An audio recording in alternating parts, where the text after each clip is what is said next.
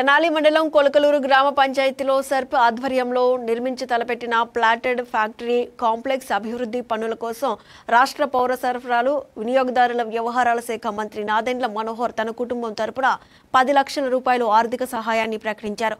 ఈ ప్రాజెక్టు ద్వారా స్థానికంగా ముఖ్యంగా మహిళలకు ఉపాధి అవకాశాలు కల్పించి వారి ఆర్థిక స్వావలంబనకు బాటలు వేయాలన్నదే ప్రభుత్వ లక్ష్యమని ఆయన ఉద్ఘాటించారు.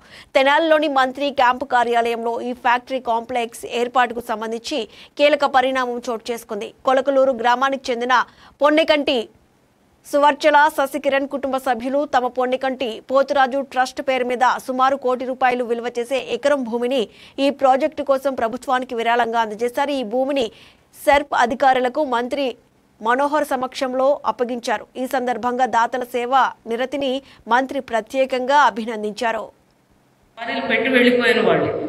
కొలకలూరుని డెవలప్ చేద్దామని వచ్చిన వాళ్ళు మా విలేజ్లో వేసింది కూడా ఓన్లీ మనోహర్ గారు తప్ప నుంచి ఇంకెవరూ చేయలేదు. మాకు రోడ్లు ఆ రోజు వేసిన రోడ్లే ఈ రోజుకు మేము నడుస్తున్నాం.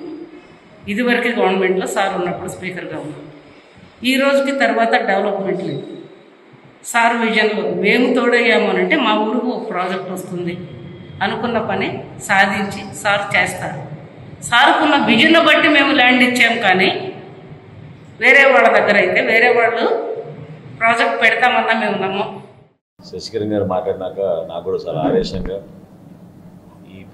ఈ ప్రస్థానం రాజకీయాల్లో సమాజం కోసం మనం చిత్తశుద్ధితోటి పనిచేస్తే ప్రజల్లో ఉన్న మనోభావాల్ని మనం ఏ విధంగా గౌరవించుకుంటూ ముందుకు తీసుకెళ్లాల్సిన బాధ్యత ఒక ఎన్నుకోబడ ప్రజాప్రతినిధికి ఉంటుందో అర్థం.